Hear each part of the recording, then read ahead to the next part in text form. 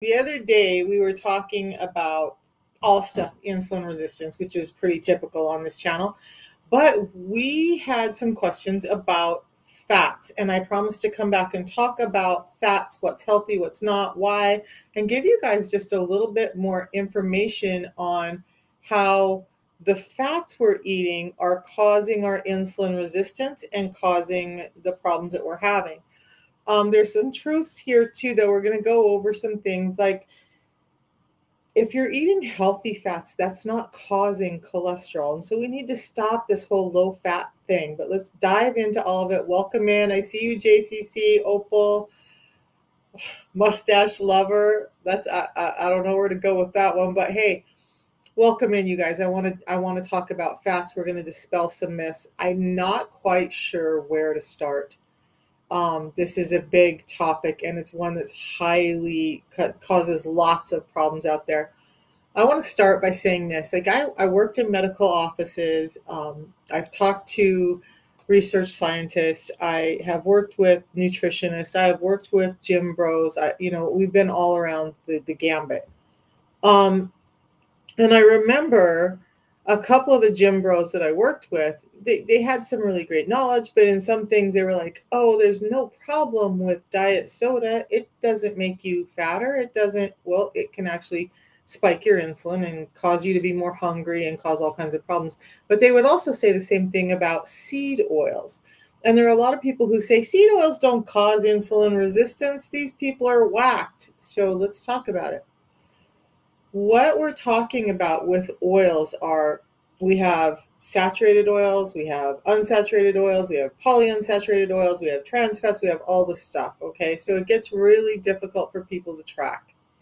I'm going to tell you right off the bat the oils that we're going to lean into as far as becoming more insulin sensitive and allowing our bodies to work better metabolically are these oils, and then we're going to go over why not the other oils, why these oils, and all of the stuff. Okay, so we want to lean into extra virgin olive oil.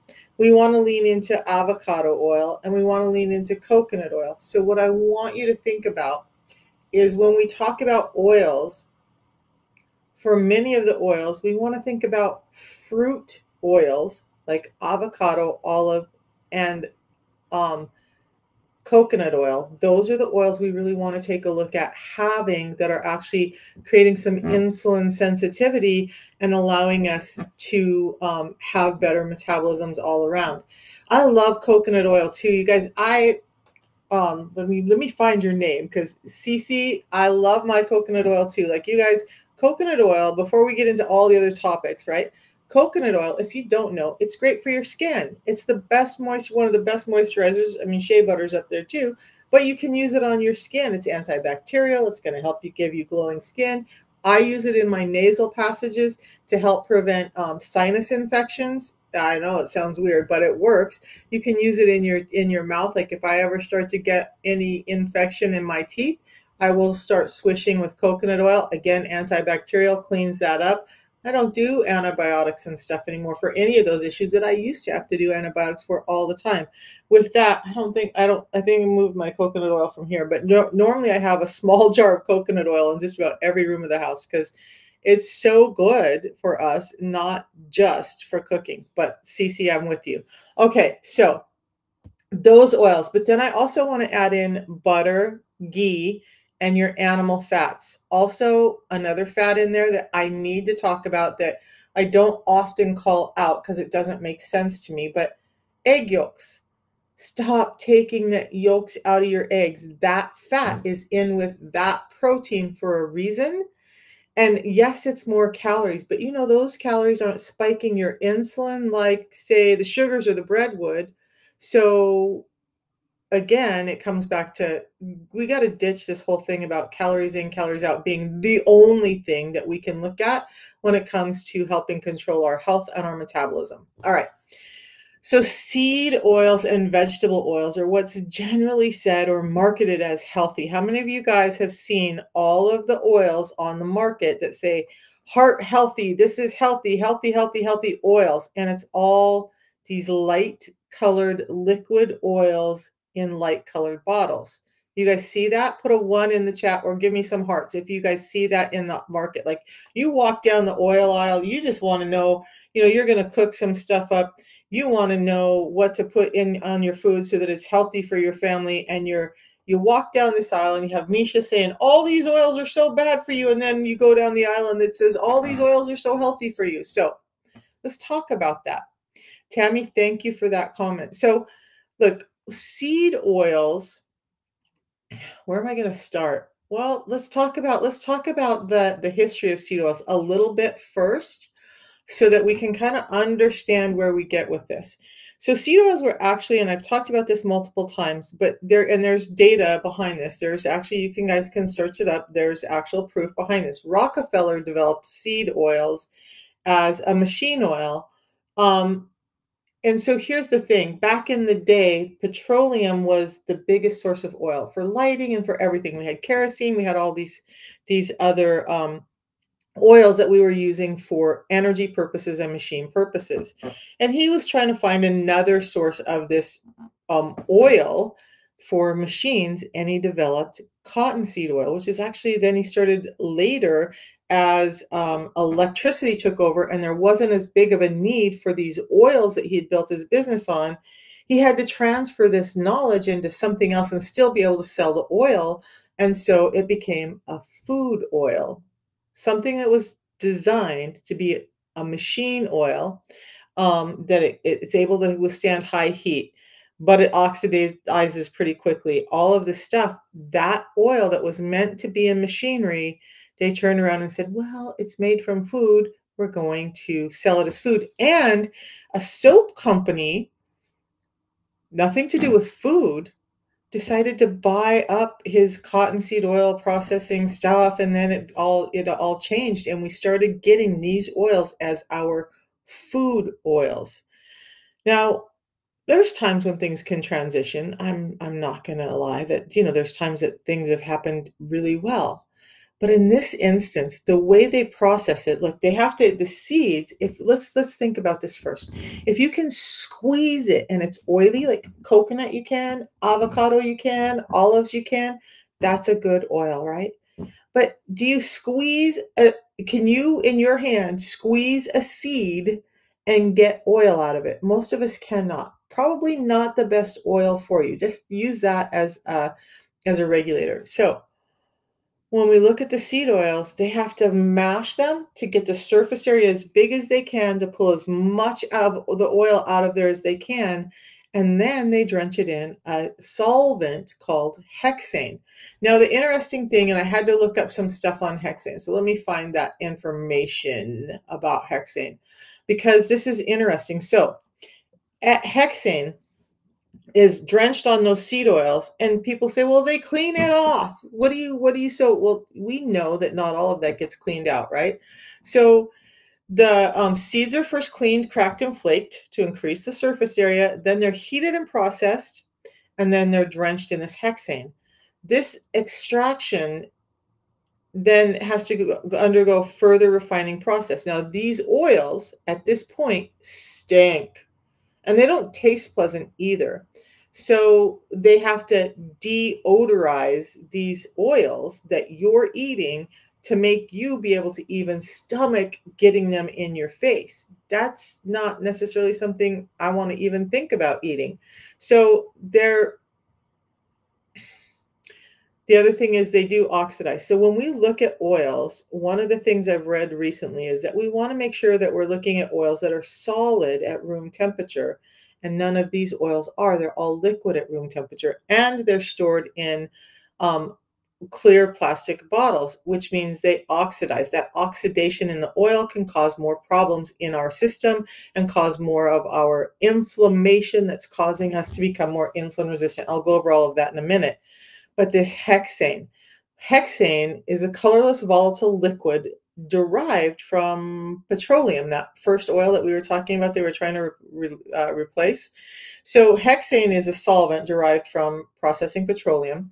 It's highly flammable, and it's originally developed for machinery lubricant, right?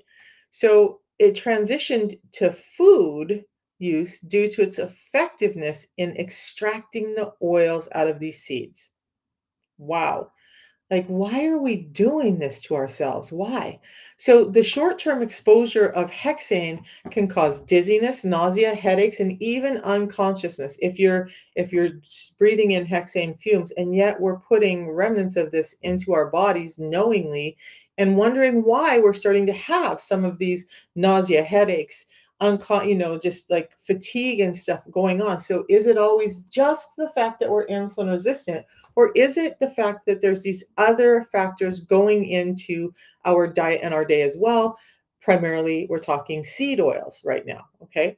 So we have to understand that they're contributing to the problem, mimicking a lot of the symptoms because of these remnants of, or supposedly because of these remnants of hexane.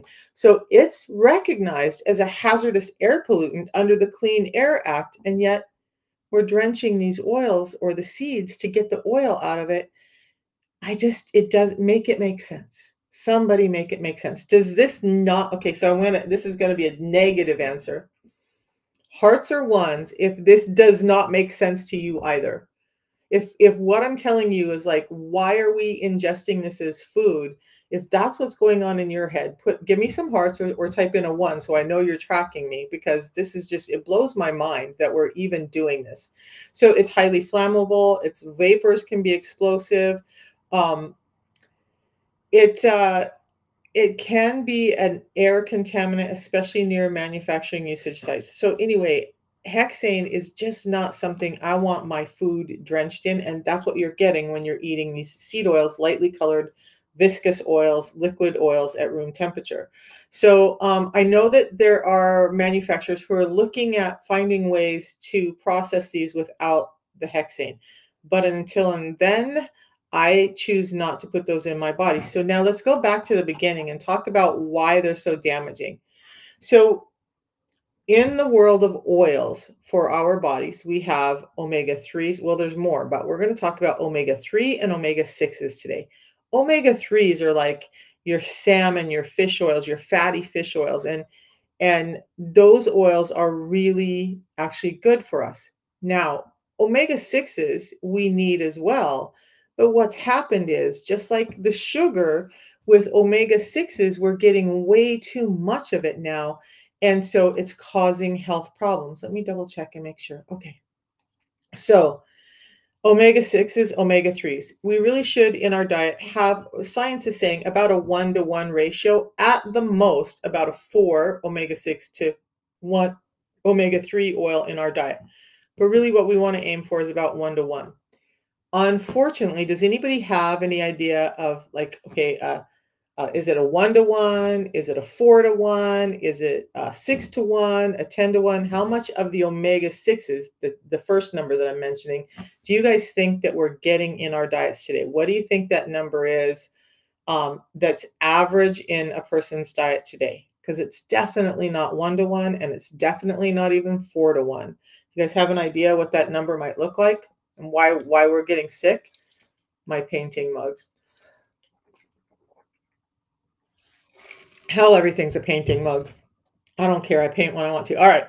16-to-1. That's a good guess, Mitch. Avocado, coconut oil are liquid at room temperature. Are you missing speaking? Okay.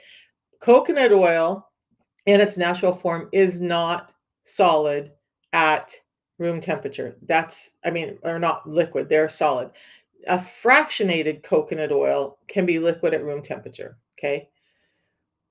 As a general rule, we want oils that are solid at room temperature. Yes, avocado, olive, and sometimes coconut oil can be liquid at room temperature. You are correct on that.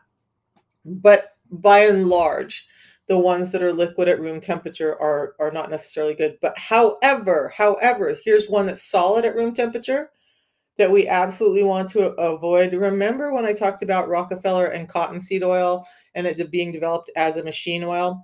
When the petroleum oils and these oils started having less use because of electricity, and that soap company bought it over, they made it into a product called Crisco.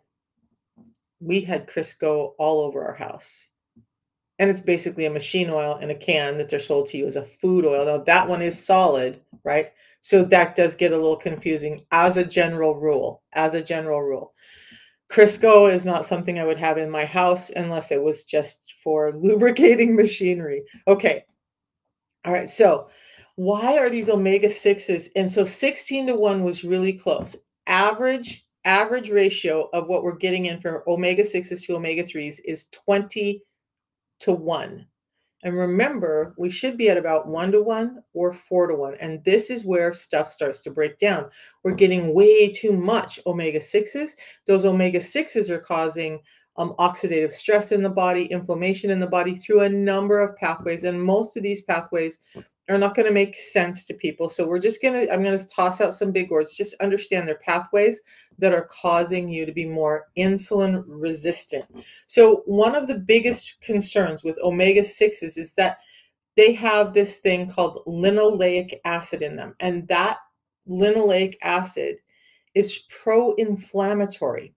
If you remember from any of my other talks, and if you don't, I'm going to tell you right now, inflammation, there are three major causes of insulin resistance. Sugar is one for sure. Inflammation is one, and stress is another.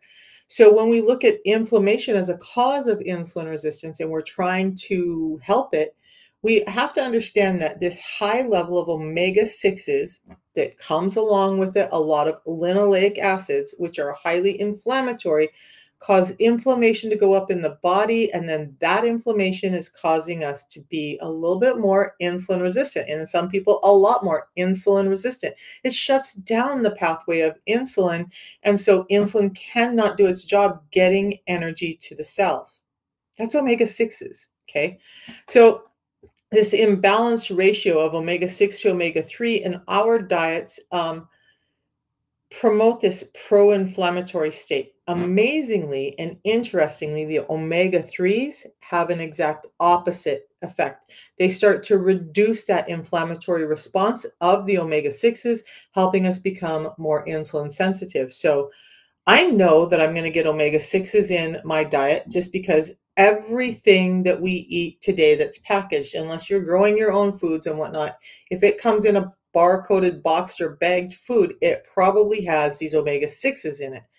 I don't have to worry about getting omega 6s in. That's going to happen even without me batting an eye, right? What I need to worry about is making sure that my omega 3s are up enough for my metabolism to be able to act correctly. So we want to focus on those omega 3s if we can. Things like that's why we should be getting in something like salmon at least a couple of times a week to help with that, and then focusing on these other oils. So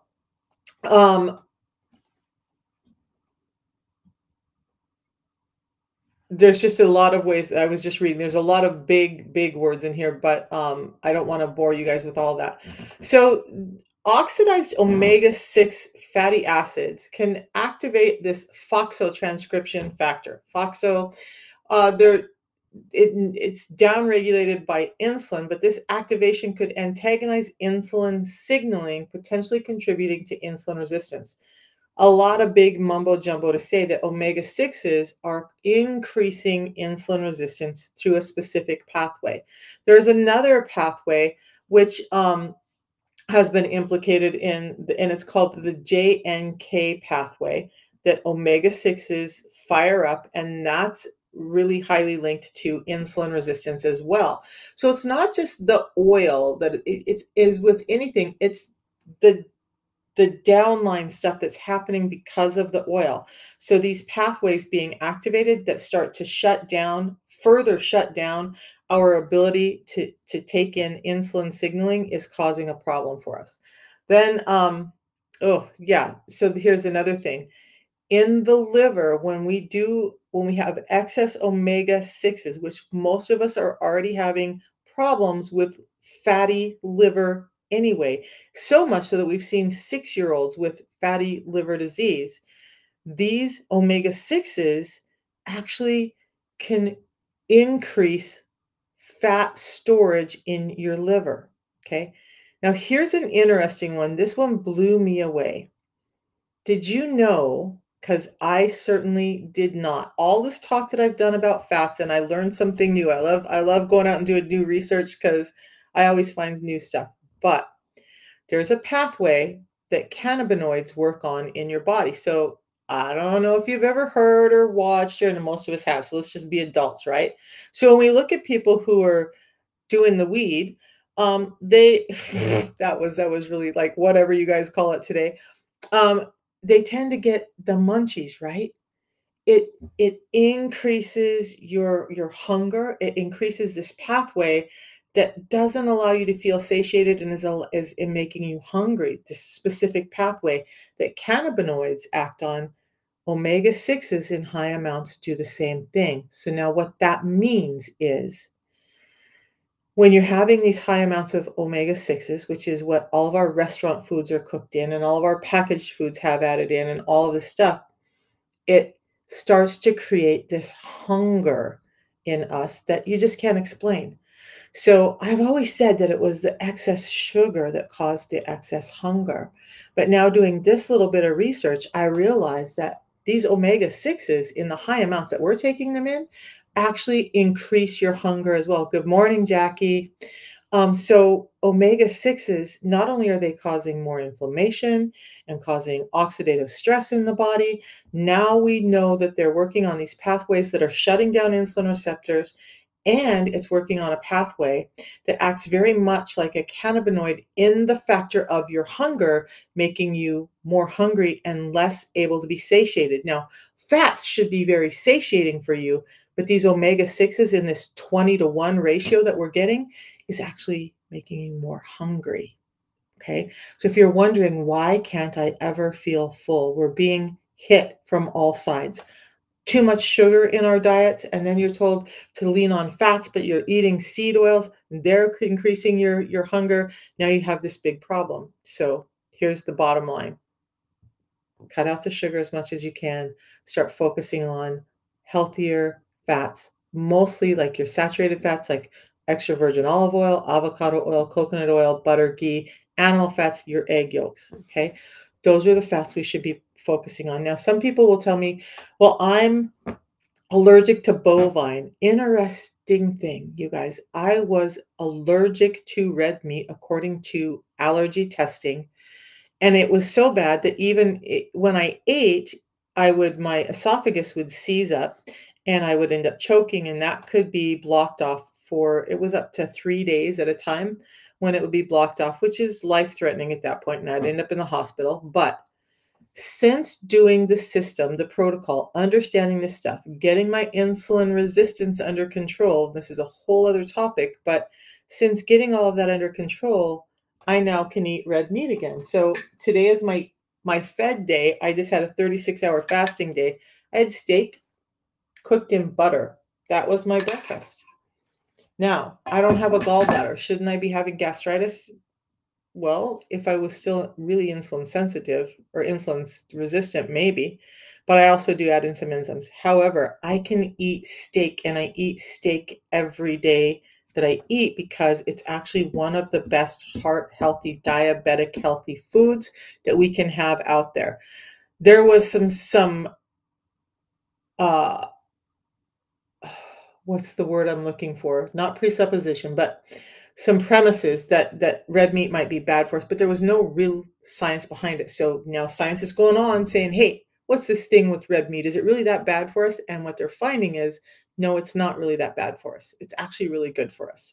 Dr. Ben Bikman, who wrote my favorite book, Why We Get Sick, talks about it. Okay. He's done a lot of posts on red meat, but the bottom line is, when I got my insulin resistance under control, which allowed me to get my gut health under control, which allowed me to stop having as many allergies, I stopped having so many sensitivities to things like beef and other foods. Crazy, right? When the gut's not all inflamed and when your body's not all full of inflammation, how amazing it can deal with everything else in the world. All right. So you guys know that I'm not going to go through much of the other stuff. Omega 6. Let's talk about them again a little bit. So we know arachidonic acid can be metabolized into pro-inflammatory connoisseurs and prostaglandin E2. Ugh, big words, right?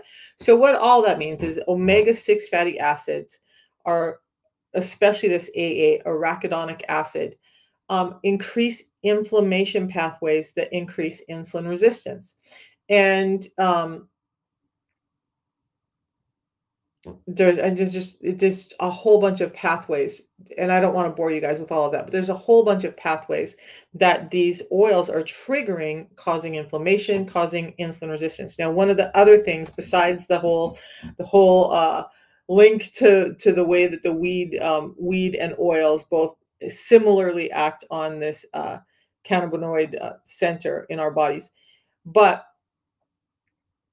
it actually, and I already talked a little bit about how it dysregulates leptin, so you just never feel satiated, right? So now it's dysregulating your insulin, making you insulin resistant. It also makes you leptin resistant, so you're always, always hungry. But there was one here that I was going to talk about really quick, and I just skipped over it somehow. But it was another interesting fact. You guys, I found so many crazy facts. But all right, so just know that with these oils. Does anybody have questions about the oils that we want to focus on and why we don't? And listen, I will call my son aside and be like, what the hell is this oil doing? Or my daughter, and be like, what the hell are you guys doing with these oils in your house? Because you're killing your kids. You're killing my grandkids when you eat those things. So just stay away from them. Look, we get enough of those omega-6s when we go to Applebee's, when we stop off at McDonald's, when we stop off at Chick-fil-A, wherever you guys stop off at, Popeyes, whatever, the pizza joint is got seed oils all over the pizza crust. Like, you guys, we just know that we already get so much of those omega-6s in our diet. We should not be putting them in our homes. Okay. Let's focus on those other oils, and you'll start to see, oh, that was it. The mitochondria, that was the other piece. So these omega-6s in these high amounts, our mitochondria are the little energy houses in our brown fat, the visceral fat that surrounds our organs and helps us, keep them cushioned and warm and functioning well. Omega-6s downregulate our mitochondria. Now, the mitochondria that are the little energy powerhouses in all of this area that's trying to take care of our heart and our liver and our intestines and our kidneys and all of that, it's not functioning the same when omega-6s are present. So now even that's downregulated. You're just not getting energy in the fat cells that should have energy. Plus, it's causing inflammation in your subcutaneous fat, which can cause more insulin resistance. And when we have these fat cells that are so full, it produces too much estrogen in the body as well, which increases fat storage, man boobs, and love handles in men. Long pathways about how all of this ties down into insulin resistance and weight gain and the inability to feel satiated with those fats. Now, the fats I rely on, again, extra virgin olive oil, avocado oil, coconut oil, butter, and ghee keep me very satiated. In fact, a couple of days ago, I did because I will test stuff on myself all the time to see how it works. But I've been doing the 36 and 12 fast, and I had a wild hair and said, well, this day I'm going to do the fast, and then the next day I'm going to do a butter only day, which is what Dr. Boz talks about. And she does it to help your body understand how to use fat, but also to help your body understand how to feel satiated. Because between sugars and seed oils, most of us never really feel satiated. We always have a little bit of gnawing hunger, and then that continued eating is continuing the problem of insulin resistance. So, sugars and seed oils, we got to start to get those out of our system so that our bodies can be more insulin sensitive and our metabolism can work better. Now, okay, so why do I even talk about that? Yes, I talk about a protocol. I'm going to talk about the protocol in just a second, but why I talk about it? Because insulin resistance is my thing, right? Like, once I figured out insulin resistance was the root of my health issues, my health has been better than it has been for years, except for the remnants of all those years of bad health. But I have 6 simple tips. So let's go over the 6 simple tips, and I'm gonna talk about the protocol that I use to help reverse my diabetes. My diabetes is reversed, my hypertension is reversed, and it's because of the protocol I'm gonna talk about. But these 6 simple tips are what we're gonna follow, protocol or not. Okay, so fiber first before you eat, every time you eat. Unfortunately, most of our organic foods have been stripped of most of the fibers, enzymes, and nutrients that we need. So much so that the amount of fiber that we need, we should be getting in 30 to 37 grams of fiber. Um, it would take us about a bushel of broccoli or 8 heads of broccoli at one meal to get the right amount of fiber in it. I don't know about you, but I'm not gonna start my meal with 8 heads of broccoli. I don't particularly like broccoli in the first place. I used to love it, I just don't like it anymore. So fiber first, and I'm gonna give you a solution for that. Then you want to prioritize protein. Protein is going to give you some of the glucose energy that you need, but it's also going to give you the building blocks that you need for your muscles. And remember, heart, liver, lungs, all of that is muscle tissue. Muscle is not just the skeletal muscle, your organs are all muscle as well. You need those building blocks for your body to function properly. When we talk about gaining natural muscle, we're not talking about you got to look like a bodybuilder, a CrossFit person, or any of that. We're talking about normal levels of muscle, okay? Your body cannot put on normal levels of muscle when it's insulin resistant. Sugar and these seed oils are shutting that down. We need to feed our bodies protein and we need to prioritize on that. That's how we're going to maintain this body that we're walking around in every day. Then, so fiber first, prioritize protein, don't fear fats. Now you know what kind of fats to eat, eat those kind of fats.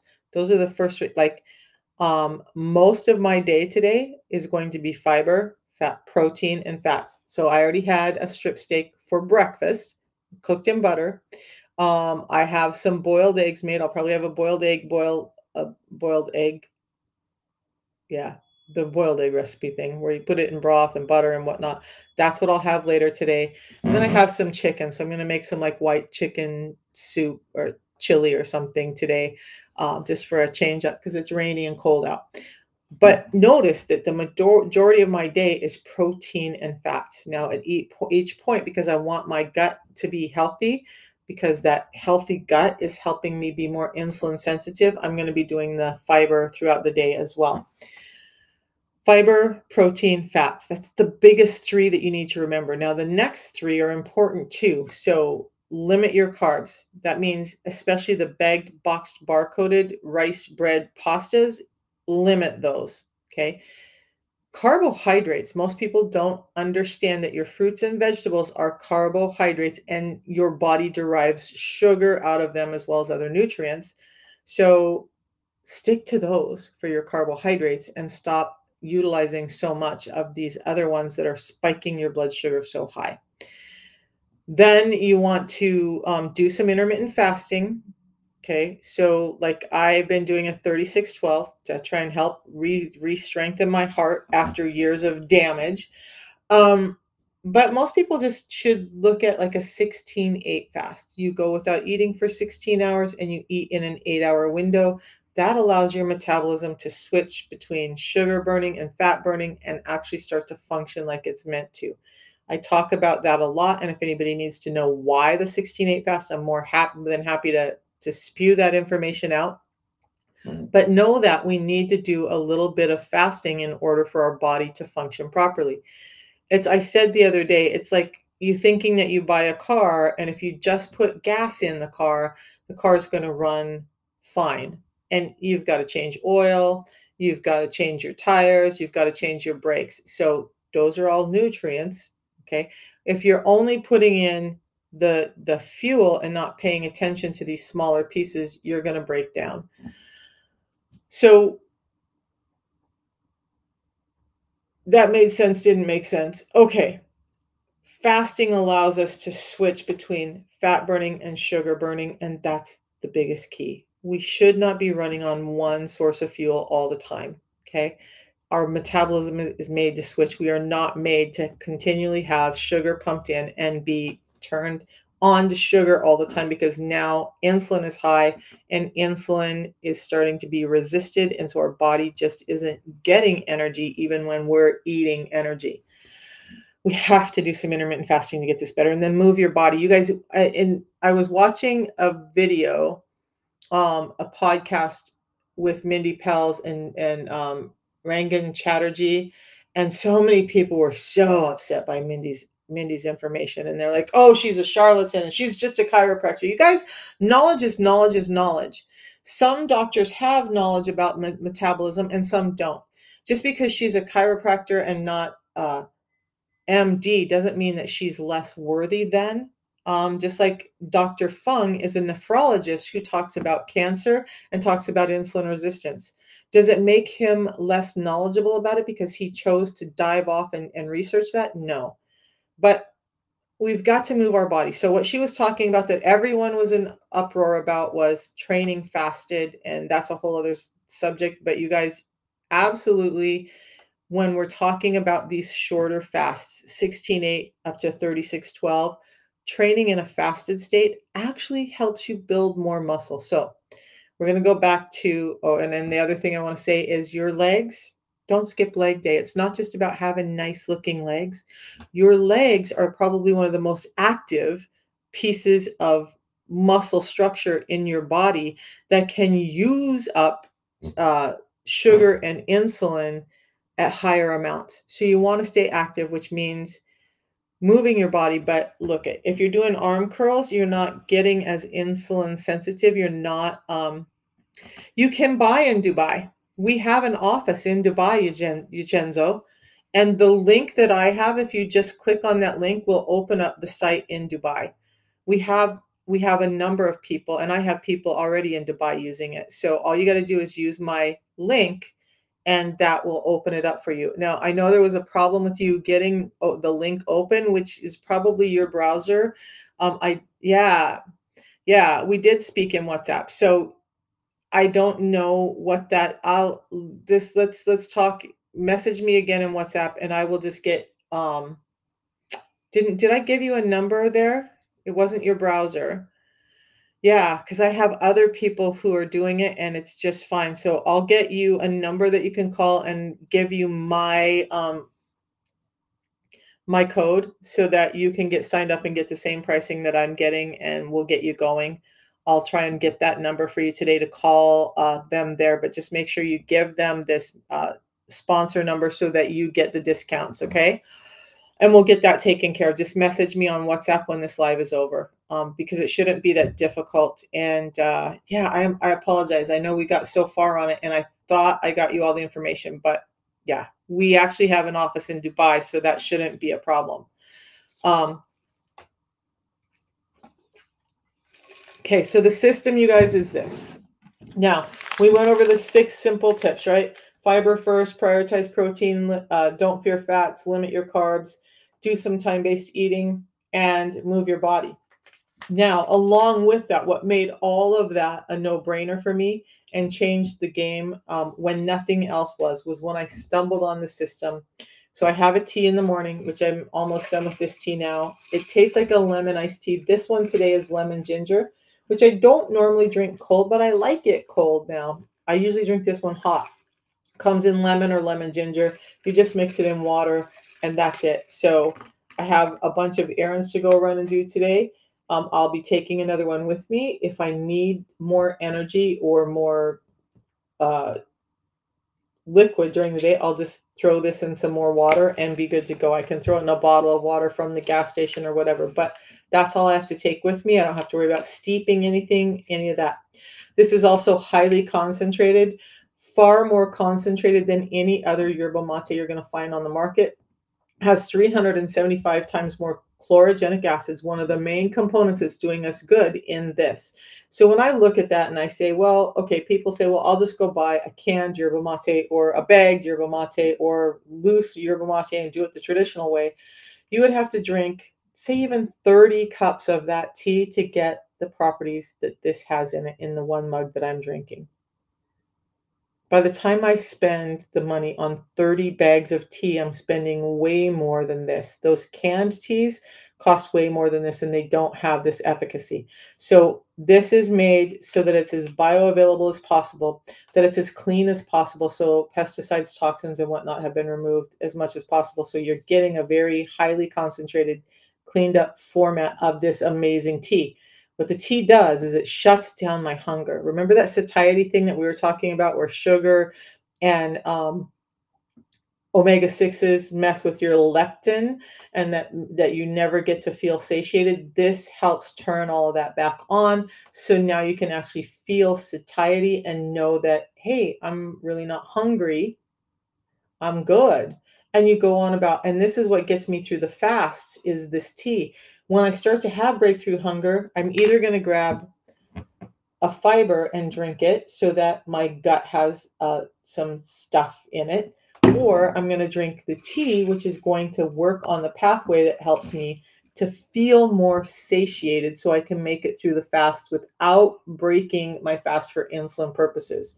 So on my 36 and 12 fast, when I'm doing the 36, 2 of these a day and 2 to 3 of these a day. That's what I do in my fasting period. And then I still do 2 of these a day and 2 or 3 of these a day when I'm eating, because I still want to protect myself from the fats and carbohydrates that I may get in today. Because let's be real, I'm human. I like sweet stuff too. And I can have it. I just am going to have this first. So this, I'm going to actually put a little bit of, you guys, you can add things, right? That are not going to spike your insulin or negate. So I've been fasting. I want to make sure my electrolytes are up because of it. So I'm going to be putting a little electrolytes in my balance this morning to help with that, help with my heart function, muscle function, signaling pathways. So electrolytes in, and now I'm going to put in my fiber. And even though I already had my steak, the steak doesn't really spike my insulin much, less than half of what carbohydrates do, so I wasn't as concerned about it. And I'm just going to put this in. And that's as easy as it is, both the tea and this. Powder goes into the water. I'm going to shake that up. That's all I have to shake it now. Electrolytes and fiber in here. You can also, quick tip, if you're on the run and you want to get in a little bit of protein, you can put some vanilla protein in this orange and it makes it even more like a creamsicle, and drink that down. Now you got protein and fiber in at once.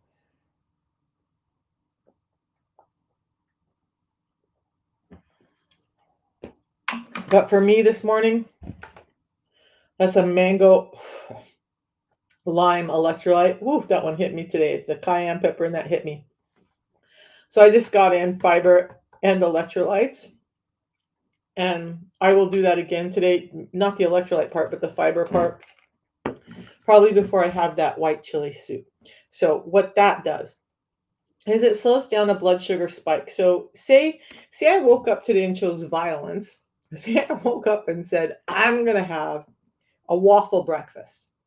I'm going to have syrup. And I'm going to have something that's never allowed in my house, orange juice. All things that are really high on the glycemic scale, all things that are going to spike my blood sugar way high.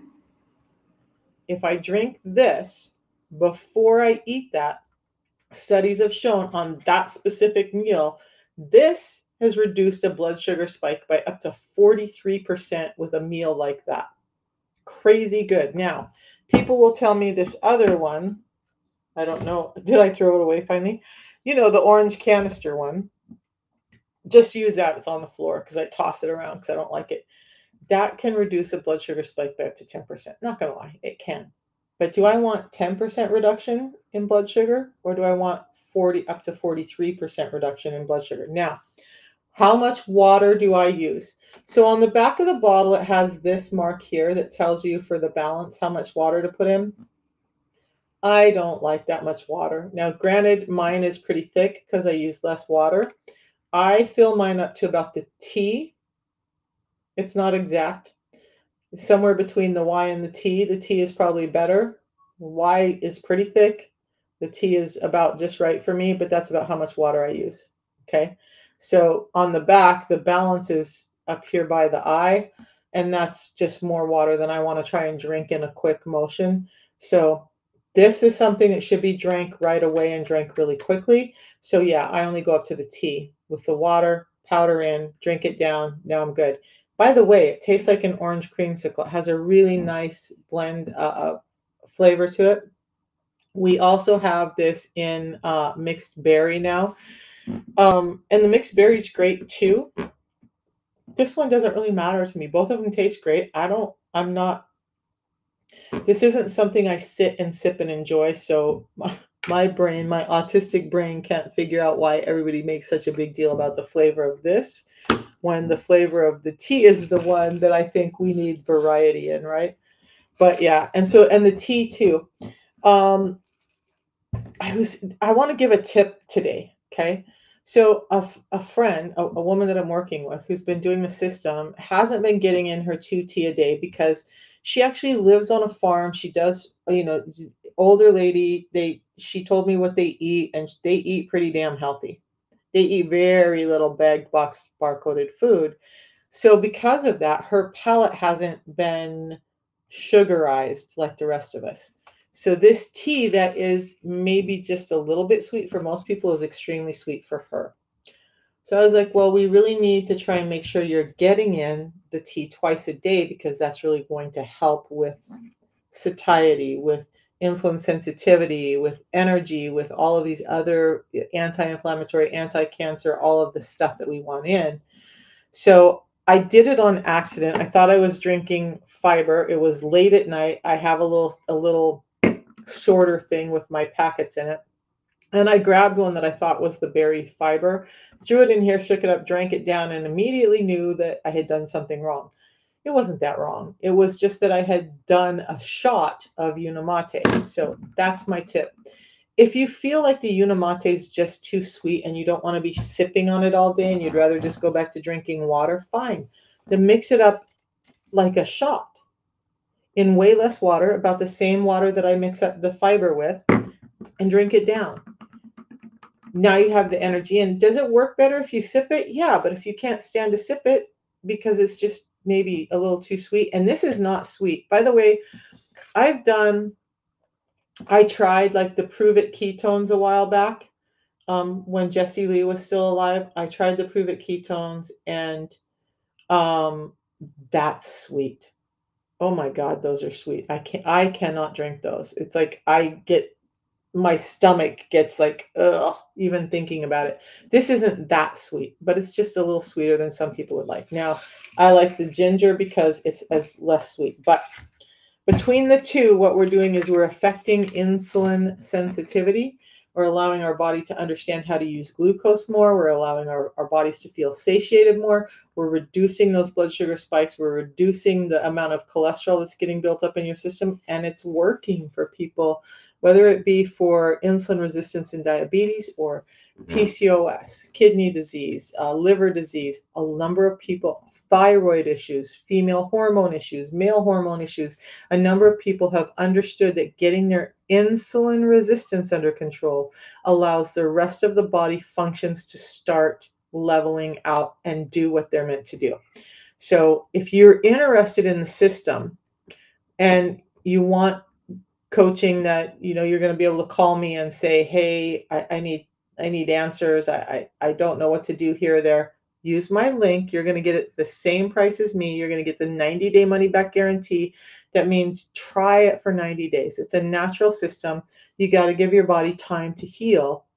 And then I'll be there with you hand in hand, as much as you want, as little as you want, to help you get back on track with your health by addressing the number one root cause that we have today, which is insulin resistance. Remember, scientists are saying that 95% of our lifestyle-related diseases and disorders start with insulin resistance.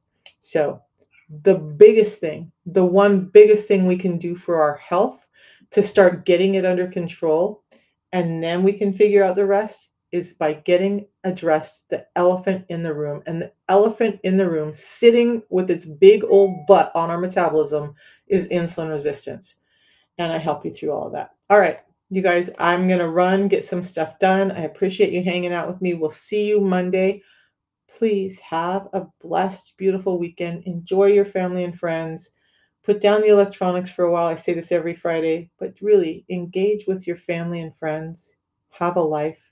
And we'll see you guys Monday. In the meantime, just I wish for everyone that you will thrive in whatever it is you're doing in life. Have a great day.